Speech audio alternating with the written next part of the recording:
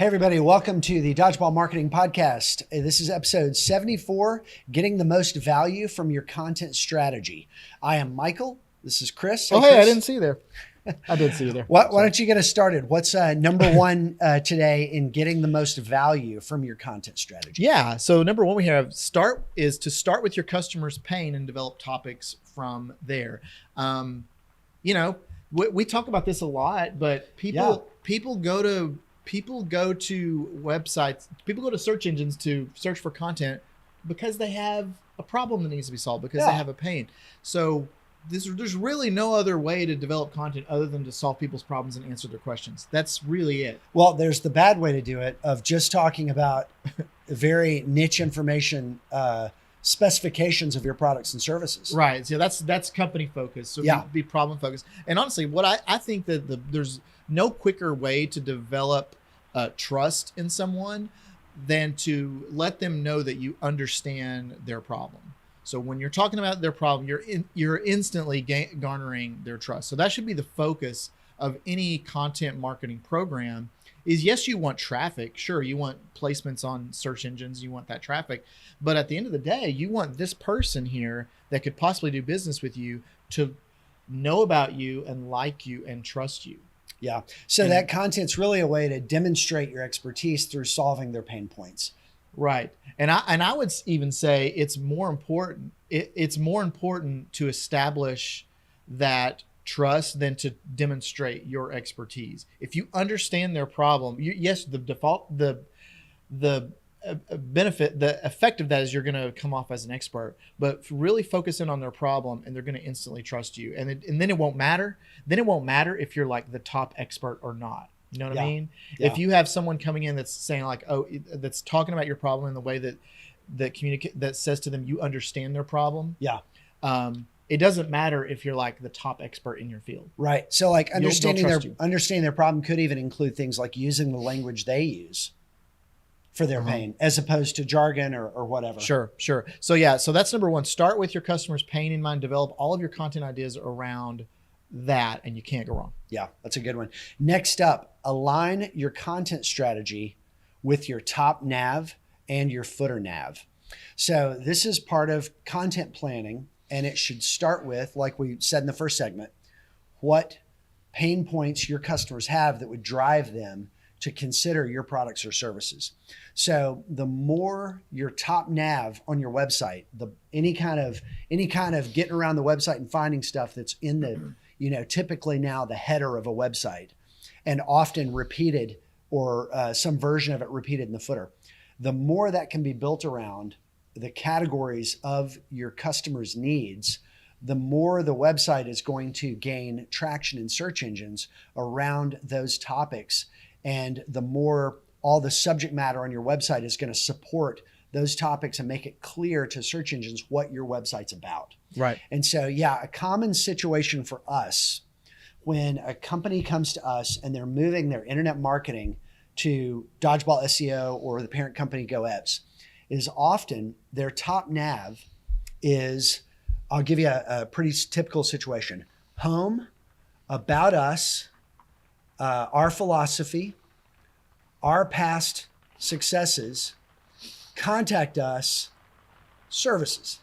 There's only one of those buttons that's really related to the pain that the customer has that's driving them to the website. Right. So you need to think in terms of flipping that script, decide what the second level of that services category is.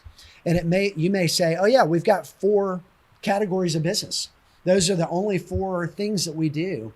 And everything that we do is in one of these 4 services. Well, guess what your new top nav is? Service 1, 2, 3, and 4, and then an about us page or a contact, even just contact us page. You can put, listen, whatever your philosophy is, just to be frank, nobody cares. You can put it at the bottom. Yeah, you can put it in the footer. You can have some page that's linked. You can have a block on the homepage, a little further down the page, whatever, the history of the company. Nobody really cares about the history of the company. That's like way down there in terms of establishing credibility. We often approach websites like there's a chronological story, and we need to know the characters, we need to know the backstory, and then we get the big buildup of here's how we're going to do this for you. But that's thinking in terms of kind of a narrative structure that ends with the climax. Websites need to be built using a journalistic structure. In journalism, in newspaper articles, back in the days when everything was sort of manually created, you'd have inches of copy that an editor could literally cut off from the bottom up. And so you always opened with what was important. And if somebody wanted to keep reading, they would. Right. And so it's really important to put the most important thing first. And in the case of any business, that's the products or the services in their categories if needed. But as close as you can get people to the business end of the stick of what you do, the better. And so in the top nav, that means giving most of that top nav real estate to the things that you do, to the climax of the story, not the build up or the backstory. Right. And that's a real mind shift. A lot of folks really struggle with it because they've got a lot of things they want to say. So test it out. Trust your SEO folks and just run with a top nav for a while that puts the customer first. Trust me, it'll do way better. Yep. You'll get plenty of time to tell the history of the company and explain that you're the third generation, blah, blah, blah. Yeah. If it ever comes up. Nobody cares. Yeah, nobody cares. All right, cool. Number 3, getting the most value of your content strategy. Plan a variety of content formats. So different formats. Yeah, that's right. We've got, there's so many different formats. You can do blog posts, you can do ebooks, infographics, there's videos, there's audio. There'll be more in the future. There'll be some kind of weird VR format, immersive format when the metaverse is in full blown. So right now, the thing I would say about this is, number one, different people have different modalities in which they want to consume content. Okay.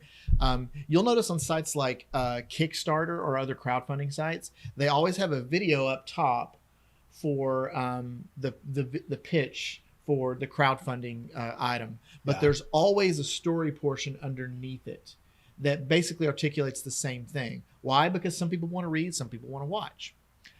Same thing with your audience. So understand that people want to watch in different modalities. Some people want to listen.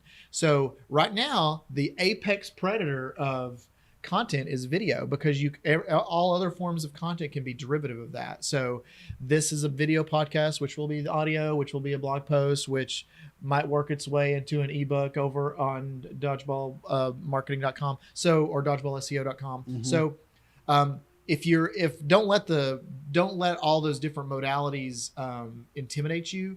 Just get out your iPhone and start making videos, and then turn those into blog posts, turn those into audio, etc. So plan for different forms of content. And you don't have to do equal parts to all content. It's not like you have to have and you don't have to do everything. Yeah. You don't have to do everything, but you're probably missing the boat if you're only, for instance, generating text content on a blog.